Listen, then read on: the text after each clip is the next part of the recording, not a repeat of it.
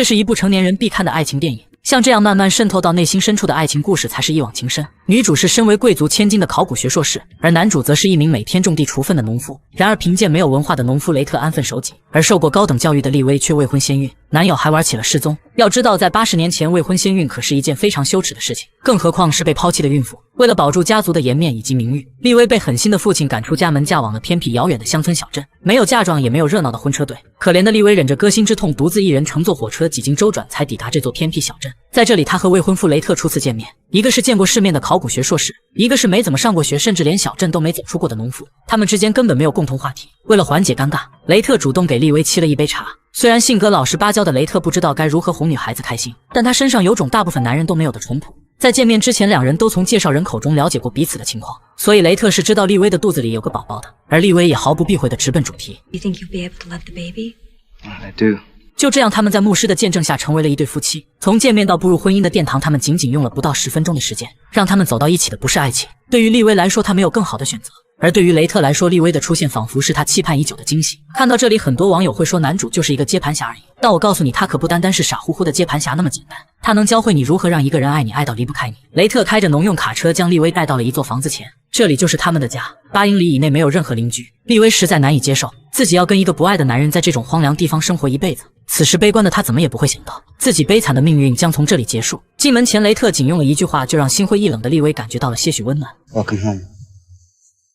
房子的位置虽然偏僻，但房子里被雷特收拾得非常整洁干净。为了迎合利威的生活习惯，雷特提前在家里预备好了冰箱和冰镇可乐，还特意在洗浴间里给利威装上了热水器。冰箱、可乐、热水器这些新鲜玩意儿是雷特很少有机会接触的东西，但对于在大城市长大的利威来说并不值得一提，所以雷特费尽心思做的准备工作全都白费。而利威还是因为家里没有电话显得格外失落，因为有了电话他就可以随时打听前任的下落。共进晚餐时，从小娇生惯养的利威直言自己不会做饭，雷特则表示自己的厨艺还算可以。利威实在想不明白，年轻帅气的雷特为何会愿意娶自己这样一个不会家务还怀有身孕的女人。当他向雷特发出心里的疑问时，得到的却是一个令他心头一颤的答案。 Maybe it'd be God's will. 这一晚新婚第一天的他们并没有同房共度良宵，而是相安无事地睡在各自的房间。利威拿出项链，打开吊坠，看着前任的照片潸然泪下。次日清晨，利威假借想要跟家人报平安的名义，让雷特开车送他到镇上的电话亭。其实他是打电话向朋友询问前男友的下落，一旦有了前男友的下落，他会马上抛弃雷特离开这里。只可惜电话那头传来的还是前男友了无音讯的消息。而此时的雷特正在图书馆给利威买了一本育婴手册。这天两人乘坐小船在湖面上散心，看着利威性感娇媚的样子，雷特心里有种难以言喻的向往，但他在心里暗自发誓，在利威爱上他之前，他不会碰他一根手指。在之后的日子里，雷特依旧过着每天日出而作日落而息的农夫生活，而利威只需要坐在家门口的长椅上悠闲地看着喜欢的小说，无聊时他就身着华丽的衣服，踩着红色高跟鞋在蓝天白云下欣赏风景。可即便是这样，利威依然不喜欢这个地方，更不喜欢雷特。每个星期雷特都会开车带着利威到小镇上的医院定时做孕检，而利威每次都会趁机偷偷地把寻找前任的信件塞进邮箱。医生说孩子会在12月份降生，他们才结婚不到1个月，可是孩子却在6个月之后就会降生。 People will know the baby's early. What will they think then? I don't care what people think. 利威满眼感动看着眼前的雷特，她意识到虽然现在的丈夫是一个农夫，但他却要比自己不负责任的前任好上1万倍。从这一刻起，利威决定善待眼前这个憨厚善良的男人。他开始学着干家务做饭。结婚这么久了，雷特还是第一次看到妻子下厨。利威穿着围裙的样子真的好迷人。雷特走到利威的身后想要环抱，而利威已经感知到身后传来的炙热温度。 Smells good. 雷特开心地拿起餐具，开始享用妻子为他做的煎鸡蛋。可是这味道又咸又辣，简直太难吃了。为了照顾利威的感受，雷特并没有露出半点嫌弃，而是撒谎夸赞利威的厨艺。就在这时，门外传来挖掘机的声音。原来就因为利威曾说过自己喜欢游泳，雷特就要在门前为利威建造一座游泳池。 Summertime, you and the children can go swimming.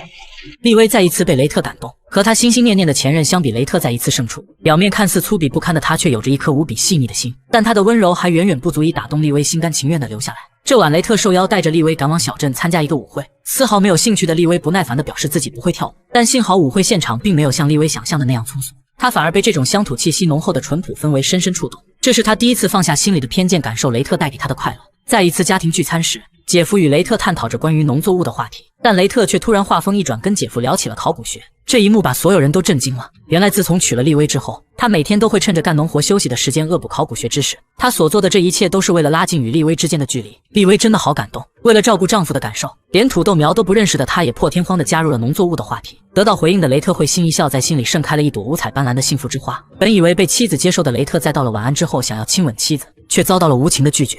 虽然已经结婚快2个月了，这还是他第一次这么近距离地感受妻子的心跳呼吸。拒绝丈夫之后，妻子什么也没有说，转身离开。这个无言的背影，比当面说句我不爱你更刺痛雷特的心。不久之后，利威的姐姐开着豪车尘土飞扬地来到了农场。姐姐劝告利威离开这里，因为在姐姐看来，雷特和这片土地不配迎接利威腹中孩子的降生。她觉得这样做对雷特实在太不公平。最后，她还是拒绝回归富贵生活，留在了这个她一直都想逃离的地方。而此时的雷特已经在练习将来哄孩子用的摇篮曲。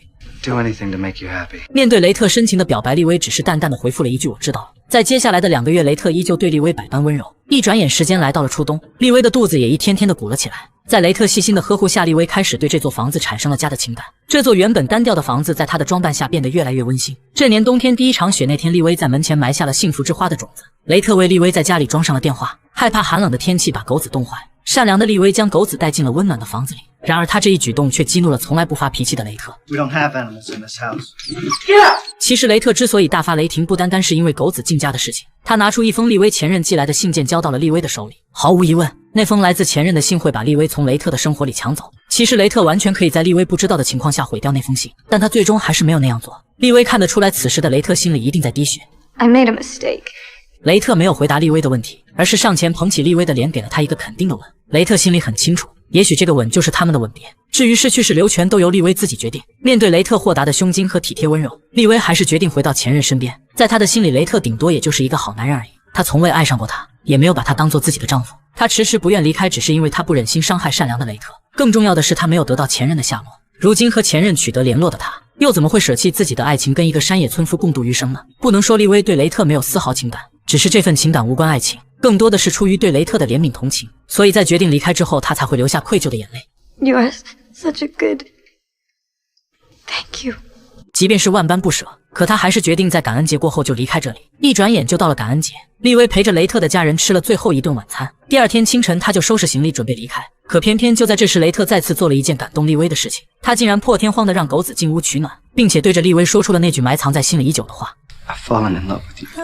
这不是他挽留利威留下的伎俩，而是他想让利威在离开之前看到他内心的感受。如果今天不说出那句我爱你，也许这辈子就再也没有机会。接着他拿出一枚钻戒戴在了利威的无名指上。面对雷特的深情告白，利威被深深打动，但他并没有立刻给出留下来的答复，而是冒着大雪开着汽车前去与好友赴约。这个女孩是利威来到农场之后结识的好朋友。女孩向利威介绍这位高大英俊的男人是她的男友，还特意强调男人是一名看守战俘营的军官。接着女孩提出让利威开车送她男友去往车站的请求，但机敏的利威一眼就认出了男人并不是军人，而是一名战俘。因为前不久利威曾在路上遇到过男人，因为男人与自己的前任长得十分相似，所以利威对男人的印象格外深刻。利威从男人冰冷的眼神中看出男人并不喜欢女孩，他只是想利用女孩帮助他逃跑。但利威并没有立刻戳穿男人，因为此处距离军营很远，一旦拆穿男人的心机，自己和朋友恐有性命之忧。于是他假装什么也不知道一样，答应了送男人前往车站。由于汽车驾驶舱只能坐下3个人，男人只好坐在车斗里。趁着这个机会，利威语重心长地劝说朋友。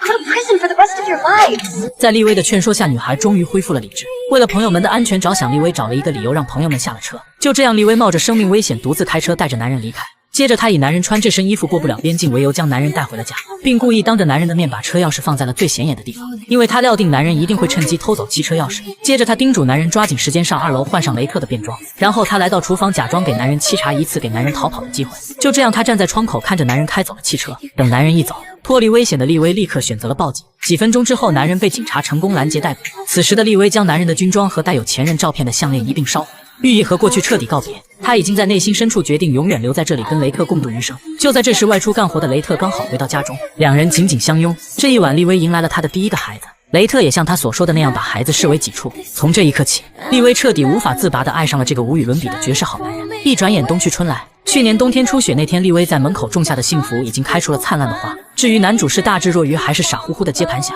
我想这部电影的结局已经给出了圆满的答案。